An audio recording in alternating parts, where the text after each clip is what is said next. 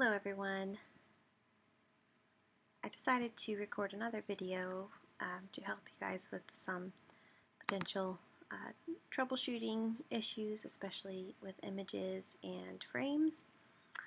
So first I'm going to show you two different ways to place an image and fit it in. So from the other video you'll remember what I did before. Clicked on this image frame. I have a JPEG file, an image saved on my desktop. I grabbed it and dropped it on this frame. That's one way you could do it. Delete that one off. Okay, so another way you can do this is click on the image frame.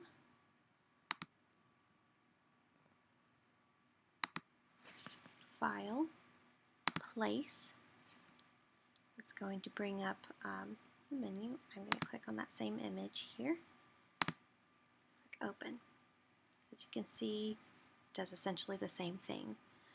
So you can do that either by dragging and dropping or by going to File, Place, or Command D if you're on a Mac. And it will do the same thing. Now I want to show you how to fit an image in.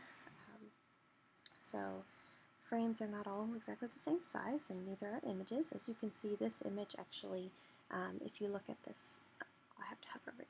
This there's kind of an orange line, orange frame around. That's much larger than this image frame. That's actually the image itself. That's the actual size of this image. And if I were to drag this around, I can actually move the image within that or behind that frame.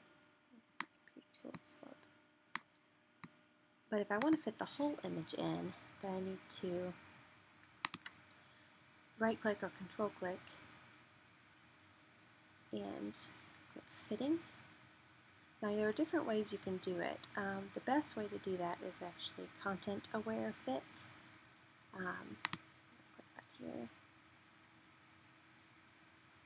And there you see it still leaves a little bit out of the frame here, but that's because the frame and the image just won't quite match up.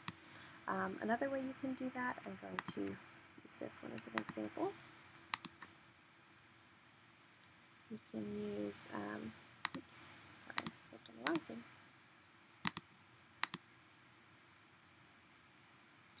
That's the image. You have to make sure that you have the image selected. Otherwise, you may not get these options. Sometimes you might accidentally select the frame instead of the image. Okay, so you can also do it different ways. You can try these and just see what they look like. Okay, so that one fills the frame proportionately. Do that. And this may not make much of a difference in this case. Okay, see here you can see how it fits the content in proportionally, which means it fits the entire picture in the frame. What that does is that leaves a bit of space at the top and the bottom, which is fine.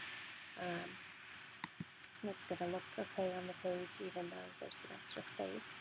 So if you really want to make sure that you get the whole image in, that is when one thing you can do is choose fit content proportionally.